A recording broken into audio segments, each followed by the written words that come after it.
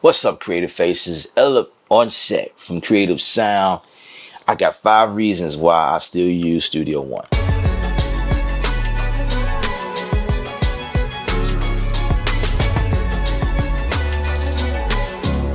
As you guys already know, I've been using Studio One for a very long time. I started in Logic. Actually, I started way before I got Logic, but I started filming on YouTube my path, my journey, as I showed you guys tips and tricks inside of Logic, and then quickly discovered Studio One. Studio One was introduced to me and I was like, I don't know. It just looked at little dinosaurs back then at that time. I think it was like 2.0, the 2.0 version. But there was a lot of people who still rock with it and you know what I mean, and was able to get some nice things done in there. And some of the things that I think is amazing right now is my number one, drag and drop. Like that was something you could do in, I believe, 2.0 if I'm not mistaken. But it was just like things like that. I was like, oh man, that's just game changing. Drag and drop. Just drag it over and that's it and you done? Oh man, come on man, that's crazy. So I already mentioned it. My number 2 reason is that a virtual instrument routing is super simple and easy. Okay, here's an example. In Contact, now this is coming from when I used to work in Logic.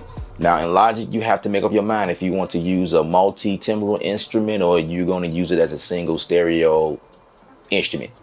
You know, if you was to pull up a single stereo instrument inside of Logic, if you wanted to use, because you know Contact Player can go up to 16, right? A lot of times I'll be wanting something simple, but if you know what, I want to go deeper, I want another sound, you know, instead of bringing up several instances of Contact, you have to make up your mind to say, okay, I want Contact to be able to route 10 instruments or 16 instruments, 5 instruments, whatever. You have to make up your mind up front because that's how you was able to select the amount of routing inside of Logic. In Studio One, no, that's not a problem. Just take the instrument, bring it over, and if you decide to use it as one instrument one instrument inside of Contact, okay, that's cool. But if you decide later on you want to add 8 more to that one, okay, now you have a total of 9 instruments, right? Okay, no problem. Okay, and so like, what's going on? And it's just as easy as going to the top of the screen and just select, your routing accordingly. Also have your MIDI channel routing accordingly to the instruments, and like it's just that simple. Like I don't have to make up my mind in the beginning. Okay, I'm going to use 10 instruments. That's why I rock with Studio One. Like that's. It's just dope like that to me because obviously I'm a native instrument man. So, I mean, it only makes sense to have both of those things, talk to each other, The third thing on my list is explode to pitches. Okay, so the way that works is not only, so for a very long time, what I was doing was if I'm using an instrument and it was like a CPU hog, or not even that, that may not be the case. I just don't want a bunch of MIDI instruments, virtual instruments in my project because I know an instrument slows down your computer overall, right? So a lot of times I'll bounce and place the audio, whatever. Yeah, great. But in the situation where you're working like a kit, for instance, battery, right? If you're working from battery and you're working with those type of instruments that has like kits, your bass drum, your snare, your hats and percussion and whatever it is, crash that, you got different things on different notes, on the keyboard. So when it comes down the time to bounce that stuff down, what I used to do was go inside of the region, right? And I'll mute everything else, leave the kick wide open. Okay, so we're going to bounce down the kick. Boom, the kick bounce down. Okay, so I'm going to mute the kick and then I'm going to open up the snare. And that was my process for a very long time. But in Studio One, that's not the case. It's this feature called explode to pitches, and all you have to do is activate that, explode that. It'll split up everything according to the note, right? And then after that, I can select them all and bounce them in place. But better yet, there's a macro. There's a macro. You can set up your macro to do all of that. Like touch of one button. You can set that to the atom pad, or you can set it on a key on your keyboard. I can set that MIDI information on my complete control because it's all MIDI, but it's just a way to talk to Studio One. So you can hit the macro, make it all explode and bounce with one button, and you good to go. Dude, that's sick. So for a very long time, with all those great things that I like about Studio One, there was always one thing that was missing. And it wasn't enough to make me stop working in Studio One. However, it pushed me to continue working in Logic for those features. And that's when you are composing music to film.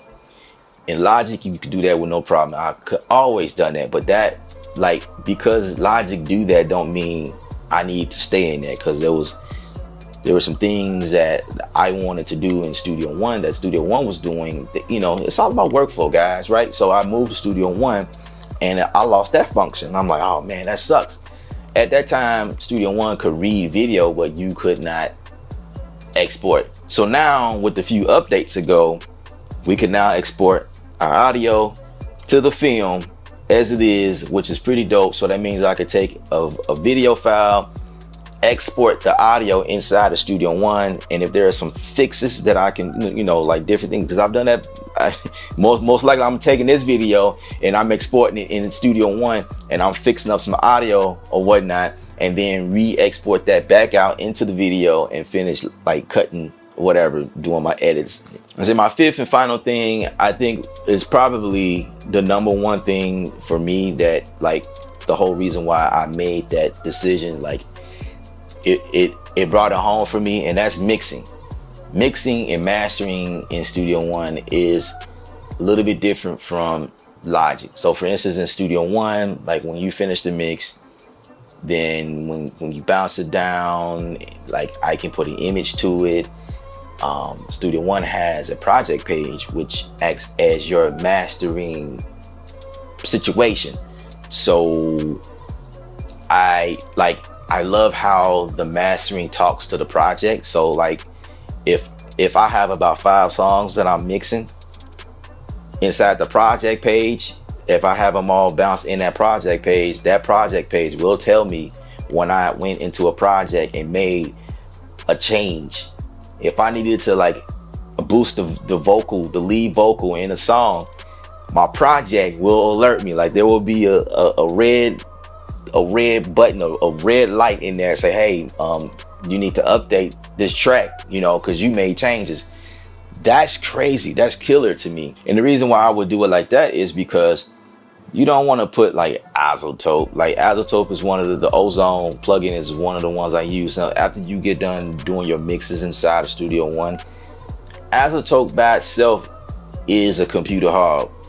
You're not going to put Ozone inside your project, and that's just gonna like, you're gonna have all types of glitches and whatnot. But anyway, you're not really supposed to be mastering in your mix project. You can, I've done it many times, but to have the project page and have like one plugin that's gonna affect all of the songs at the same time with the same effect settings and all, whatever. I could put plugins or whatever on individual songs to do whatever I need to, boost, cut, whatever. But in the project, it's set up to give you a viewpoint of a mastering engineer. Like it's just set up that way. Everything you will see that you would not see inside of the regular Studio One project. And this is all included in your Studio One Professional. Like it's just there. Like it's not a separate program. It's just a tab over. Click over and you in the project page. It's crazy, yo. My fifth thing on the list is something that's really, really fire to me right now. That to have analog board, you know, analog console emulation inside of Studio One. First of all, they have a bunch of plugins that's associated inside of the FAT channel, right? That's one thing. But the CTC1 plugin that you could put on the master channel, that thing is super sick to me because it gives me that emulation of if you was to like run all of your music through a console. That's crazy, yo. Like it comes like, well, there's a fee a small fee you have to pay to get that in your system, but it's like it's built by Personas and it's there on the master channel, and it sounds pretty good. Like, you can add drive in there, you can like you can cross talk your channels, like that's crazy, right? And then you can add more characteristics, you know, a little more color, whatever, and then you can switch between a tube and the classic, and I think the custom, which has like I believe it's Neve. The Neve board is associated with that one, or maybe a mixture of the Neve board, the SSL board, different things like that. It just sounds great inside of your DAW, which is a digital working in the box situation, and you can get that analog emulation. That's fire. Those are my 5 reasons why I am in Studio One. But of course, I have way more reasons why I use Studio One for music production, mixing, mastering. Like I have separate reasons as to why I do all of those things in Studio One. But those are the 5 that I listed, that, you know, highlights or whatnot. If you got 5 that you like about Studio One, please feel free to drop it in the comment section and we can get a discussion going on. But until then, thumbs up on the video. If you're not subscribed, I appreciate your subscription. And just stop and pause for a moment and just think about it. And then say, music is art, you're the artist. Paint your picture, stay creative without rules, guys.